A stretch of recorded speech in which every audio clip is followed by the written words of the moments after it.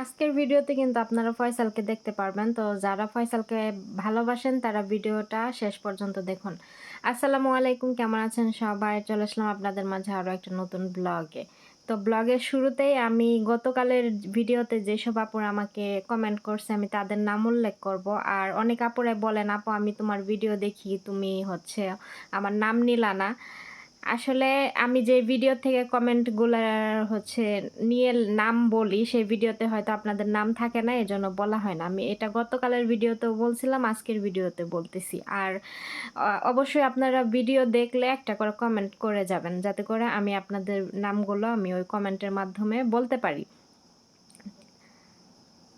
তো গতকালের ভিডিওতে যেসব আপুরা কমেন্ট করছে তাদের নাম আমি এক এক করে বলি। কাজী সিয়াম ওরফে ঋতু আপু, হোসনে আরা বেগম, নুন্নাহার দিনার, অরিন্দাম মল্লিক,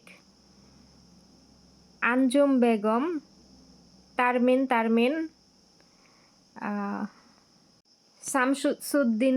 শামসুদ্দিন সাহেব, আসমা ফেরদৌস, ইউজার, এখানে নাম লেখা নাই, শুধু ইউজার আছে, সার্ভেন্টো ফালা। এই আপুর নামটা আমি আসলে বলতে গেলে আমার এরকমই হয়। আপুটা কিন্তু কন্টিনিউ আমার ভিডিও দেখে কমেন্টও করে, কিন্তু এই নামটা আসলে, আপু আপনি যদি আমার ভিডিওটা দেখে থাকেন, এই ভিডিওটা, তাহলে আপনার রিয়েল নামটা বলবেন, লিখে রাখবেন, তাহলে হয়তো মনে রাখবে। সার্ভেন্টো ফালা মানে কি এটা আমি আসলে বুঝতেছি না, এটা মানে কি। যাই হোক, মমতাজ খাতুন, জান্নাতুল, ডামটি, হাম্পটি ডাম্পটি, বাবা নামটা তো সুন্দরই। আরিন আনিতা টুকিটাকি আন্টি, সায়েদা চৌধুরী, শিমুল, ফাহিমা কাউসার, হালিমা বেগম, আরজু লাইফস্টাইল, তারপরে কাজী সিয়াম, ঋতু আপু। তো গতকালের ভিডিওতে এইসব আপুদেরই কমেন্ট আমার এখানে ছিল। আর আরেকটা আপু ছিল মাসুরা পারভিন, সেই আপু আমাকে অন্য একটা ভিডিওতে কমেন্ট করছে যে আপু আমার নামটা নিলা না। তো এই ভিডিওতে আমি এতগুলাই আমার কমেন্ট ছিল, তো আমি সবার নাম নিয়েছি ইনশাল্লাহ। আর আমি সব ভিডিওতে কিন্তু আমি সবার কমেন্টের রিপ্লাই আমি দিয়ে থাকি। তারপরও আপুরা চায় যে আমি তাদের নামগুলো ভিডিওর মাধ্যমে বলি, এতে করে তারা খুশি হয়। তো ঠিক আছে, আমি এখানে নাম তো আমি বলা শেষ করলাম, এখন আমি ভিডিওর দিকে যাই। তো এখানে আমি মুরগির মাংস যে কাটলাম, আমি আজকে মুরগির মাংসর যে চামড়া সহ ওইটা সহ আজকে ফ্রাই করব। এতে করে যে ফ্রাই করতে গেলে চামড়ার মানে যদি পুড়ে যায় তাহলে চামড়াটা পুড়ে যাবে, ভিতরের মাংসগুলো সফট থাকবে, এই জন্য আমি চামড়া সহ রান্না করতেছি। যদিও আমার কফিল আমাকে পরে খাবার সময় বলে কি যে চামড়া ফালাই দেওয়ার জন্য, পরে আমি আর কিছু বলি নাই, বলছে আচ্ছা ঠিক আছে। তারপরে আমি এখানে হাতে গ্লাভস পরে নিচ্ছি, আমি মুরগির মাংস মশলা দিয়ে মাখাবো। আর আমি একটা ওই বোলের মধ্যে আমি দই, আদা রসুন বাটা, গরম মশলার গুঁড়া, লবণ, তেল, জিরার গুঁড়া, তারপরে মানে কালো মরিচের গুঁড়া যেটাকে ব্ল্যাক পেপার বলে, তারপরে মুরগির মশলা, লেবুর রস, এগুলো সব কিছু দিয়ে আমি সুন্দর করে একটা মশলা বানিয়ে রাখছিলাম। এখন আমি সুন্দর মতো মুরগির মাংসগুলো আমি হাত দিয়ে মিক্স করে করে দিচ্ছি। আজকে রান্না করাটা আমার এত বেশি প্যারা হয়েছে জানেন, আমি রান্নাঘরে আজকে আসছিও তাড়াতাড়ি, কিন্তু আমার বের হইতে হয়েছে অনেক তাড়াতাড়ি। আমি যখন এই চুলার নিচে যে মুরগিটা গ্রিল করে ফোড়ন, ওইটার ভিতরে আগুন জ্বালাইছি মুরগিটা করতে দেওয়ার জন্য, ওইটা কেন জানি বারবার নিভে যাইতেছিল। তো আমি তো আগুন জ্বালাইয়া ওইটা মানে মুরগির মাংসটা ভিতরে দিয়ে দিছি ফ্রাই হওয়ার জন্য। পরে যে ওইটা আগুনটা নিভে গেছে, এটা আমার আর আসলে আমি খেয়াল করি নাই। পরে যখন আমি মাংসটা চেক করতে গেছি, এখন দেখি যে আগুন নিভে আছে। তারপরে অনেকক্ষণ চেষ্টা করলাম, মানে চাবিটা জাতা দিয়ে ধরে রাখলে দেখা যাচ্ছে আগুন জ্বলে, আর ছাইরা দিলে আগুন নিভে যায়, এরকম একটা সমস্যা। তো অনেকবার চেষ্টা করলাম, এটা আমি কিছুতেই করতে পারতেছিলাম না। যাই হোক, একটু মুরগি কোনো রকম রান্না হয়েছে, পানিও ছিল, আমার ইচ্ছা ছিল যে আমি ওই পানিটুকু আমি শুকায় ফেলবো, কিন্তু পরে আর শুকাইতে পারলাম না। তো ওইভাবেই আমি হচ্ছে কোনো রকম ওইখান থেকে রান্না করে শেষ করলাম। এই জন্য আমার রান্না করতে আজকে অনেক বেশি দেরি হয়েছে। আর আমার ম্যাডামও আজকে তাড়াতাড়ি বাসায় চলে আসছিল বাচ্চাকে নিয়ে। পরে অনেক দেরি হয়ে গেছে কাজ করতে করতে। আর এত পরিমাণে গরম রান্নাঘরে, মনে করেন যে এসি আমি ছাইড়া দিয়ে আমি আমার মতো কাজ করতেছি। আর এসি আমি মাঝে মাঝে ছাড়ি, অনেক সময় ছাড়ি না। তো আজকে আমি এসি ছাড়ছি কারণ আমার সাথে ফয়সাল আছে। এখন ফয়সাল আমার সাথে বসে থাকে, ও এমনি তো স্বাস্থ্যবান মানুষ, ও যদি এত গরমে রান্নাঘরে বসে থাকে, এমনি আমি রান্না বান্না করি, চুলায় আগুন জ্বালানো থাকে, আরও বেশি গরম থাকে। আর বাহিরের গরম দুইটা ডাবল গরম হয়ে আরও বেশি গরম লাগে। তো ফয়সালের এতে করে সমস্যা হয় গরমের মধ্যে বসে থাকতে। এর জন্য আমি এসি ছাইড়া দিই যাতে করে ফয়সালে চুপচাপ এখানে বসে থাকতে পারে আর ঠান্ডা লাগে। তো এখানে আমি সামান্য পরিমাণে পানি দিয়ে দিলাম। এই এই মুরগিটা আমি যখন এখানে রান্না করব, তো এখান থেকে যে পানি উঠবে ওই পানিটা আমি কি করব, বিরিয়ানির যে রান্না করব ওই বিরিয়ানির মধ্যে আমি দিব। এতে করে মুরগির মাংসের যে ফ্লেভারটা ওই পানির মধ্যে কিন্তু চলে আসে, তখন কিন্তু বিরিয়ানিটা অনেক টেস্ট লাগে। আর এখানে আমি দেখেন দিয়া দিলাম ফোড়নের ভিতরে তো কিছুক্ষণ না, একটু পরেই মনে করেন যে মুরগিটা কোনো রকম সিদ্ধ হয়েছে আর আগুন নিভে গেছে। তারপরে আমি আর আগুন জ্বালাইতেই পারলাম না, জানি না কি সমস্যা হয়েছে। তো এইখানে আপনারা ফয়সালকে দেখতে চাইছেন, ফয়সালকে আপনারা অনেক আপুরা, আগে তো আমি নিয়মিত দেখাইতাম, এখন তো আমি তেমন দেখাই না, কারণ বাসায় যেহেতু সিসি ক্যামেরা লাগাইছে, আমি চাই না যে বেশি ফয়সালকে দেখাইলে আবার কিছু বলুক আমার ম্যাডাম এসে, এই জন্য আমি দেখাই না ওকে তেমন। ঠিক আছে। আর একটা সত্যি কথা, আমি ক্লিয়ার কথা বলতে পছন্দ করি, আমি সত্যি কথা বলতে পছন্দ করি। আমি মানুষের মতো কথা প্যাচও বুঝি না, আবার কথা যে মানে মিথ্যা বলে সেটা আমি বলতে পারি না। এখন আমি যদি এখানে সত্যি কথা বলি, আপনারা আমাকে কি মারবেন না কাটবেন? আমার সত্যি কথা বলতে সমস্যা কি?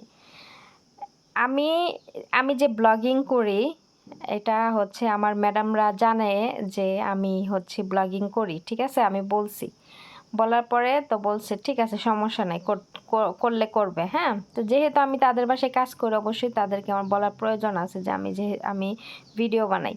তো এই জন্য আমার ম্যাডাম, আমি যখন ভিডিও বানাই, আমার ম্যাডাম জানে কোথাও মার্কেটে গেলে, অন্য কোথাও বেড়াইতে গেলে আমাকে সাথে করে নিয়ে যায়, যাতে করে আমি ভিডিও বানাইতে পারি বাহিরের ভিউগুলা।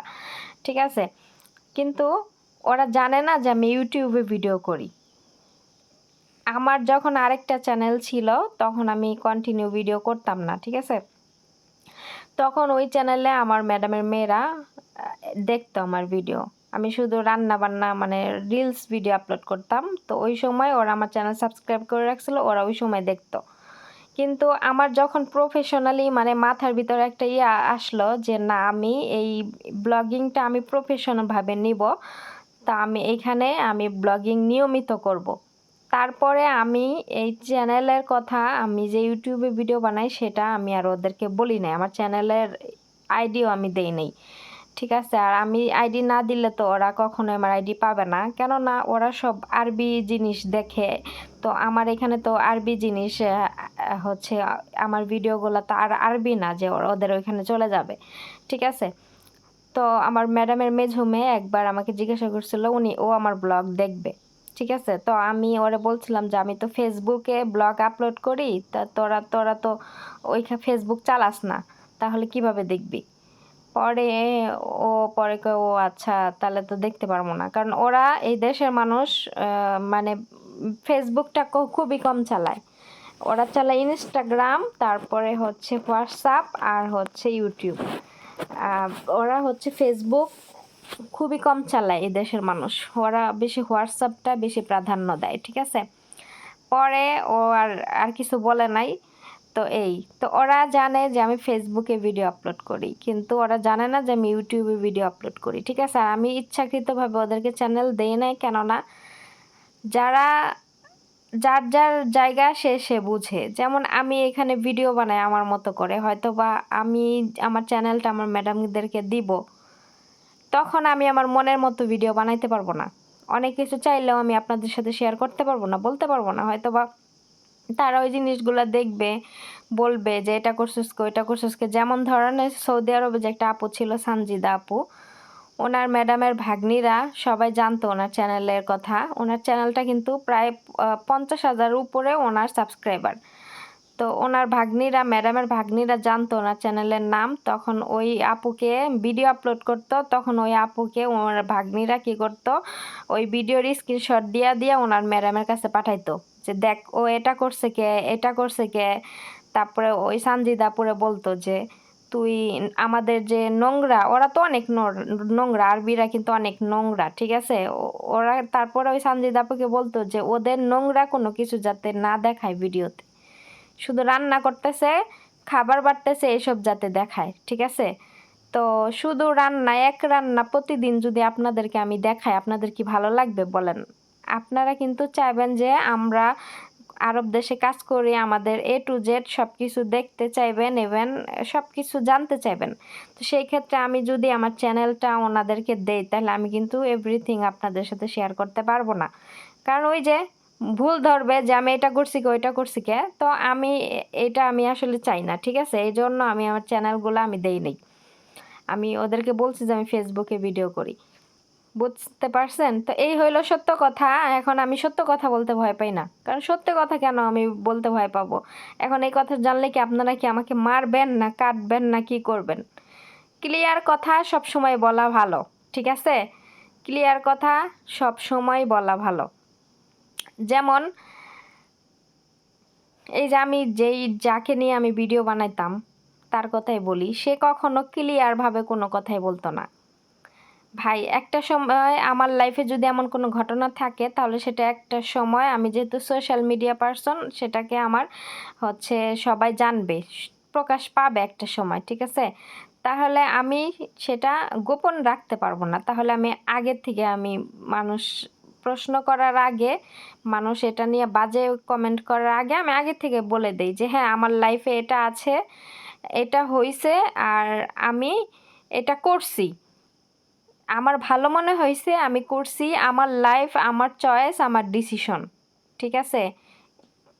এই কথাগুলো প্রথমেই যদি শেয়ার করে দিত, তাহলে কিন্তু মানুষ এত ওনার প্রতি এত হতো না। তো উনি উনি চাইছিল যে ওনার যে বড় আপু তাকে হচ্ছে মানে ওনার স্বামীকে দিয়া তাড়াই দিবে, ওই বাড়ির থেকে তাড়াই দিবে, তাড়াইয়া উনি ওই বাসায় গিয়ে উঠবে একা। উনি প্রকাশ করবে না যে ওনার স্বামী যে বিবাহিত, এটা চাইছিল। কিন্তু বড় আপুকে তাড়ানো এত সহজ না। আচ্ছা যাই হোক, ওনার কথা আমি বলতে চাই না, তারপর আমি বললাম, কেননা বুঝাইলাম আপনাদের যে কোনো কথা যদি সোশ্যাল মিডিয়াতে আপনি ক্লিয়ারভাবে না বলতে পারেন, তাহলে বলার দরকার নেই।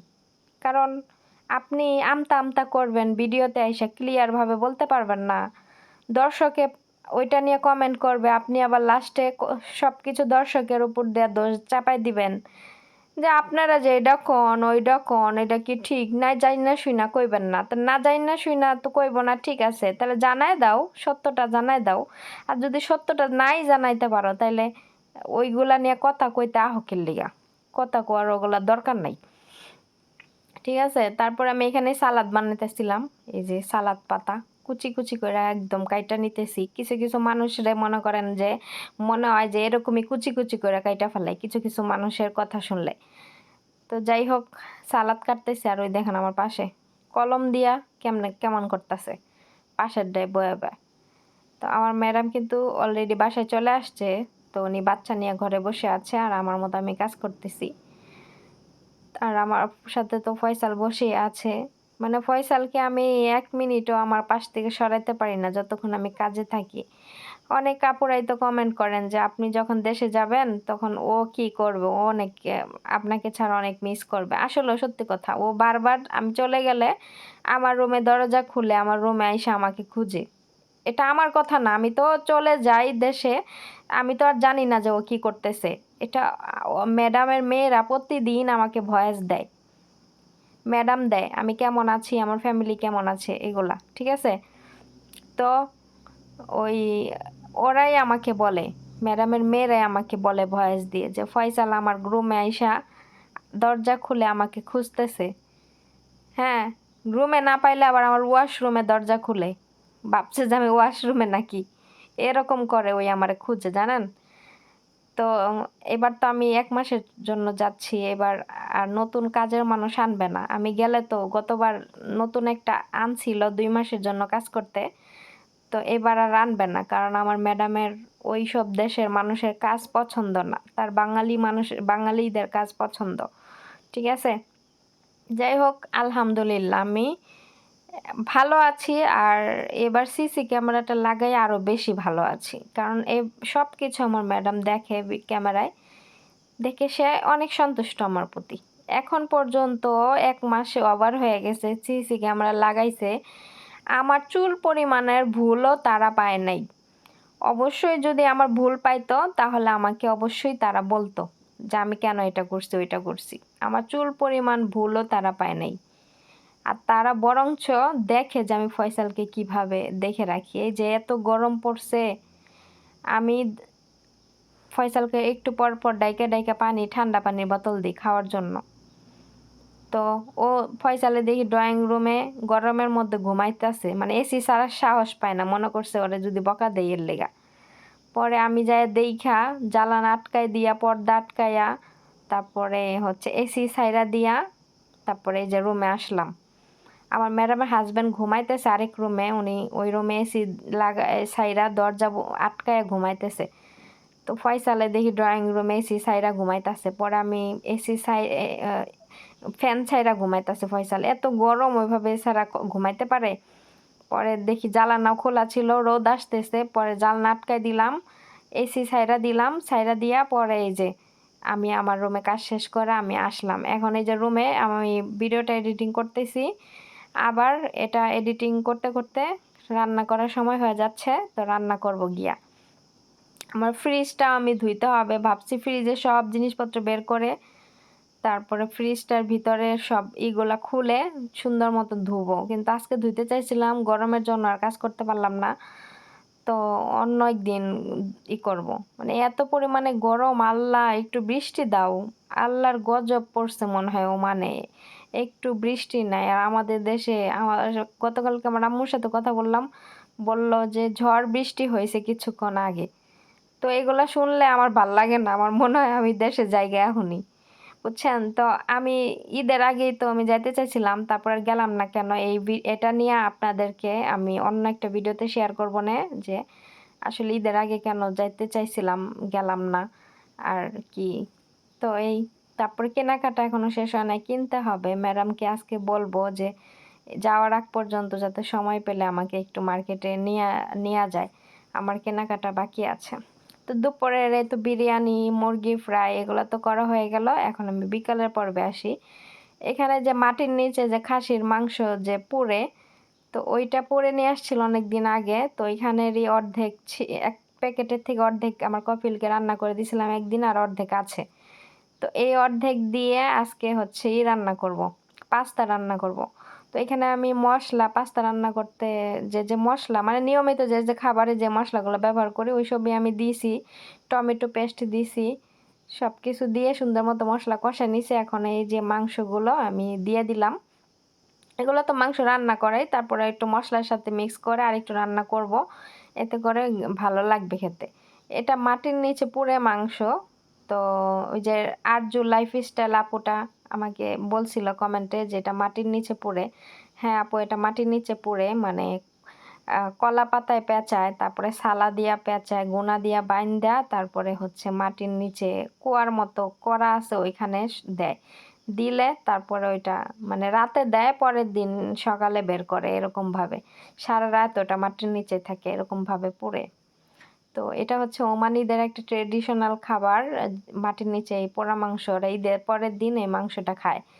তো আমার বাসায় তো কোরবানি দিবে, খাসি নিয়ে আসবে, অবশ্যই আপনাদের সাথে আমি শেয়ার করব ইনশাল্লাহ। খাসি কোরবানির ভিডিও, খাসি কিনা নিয়ে আসে আমার কফিল, সব কিছুই শেয়ার করব। সাথেই থাকবেন, দেখতে থাকবেন। আল্লাহ হাফেজ।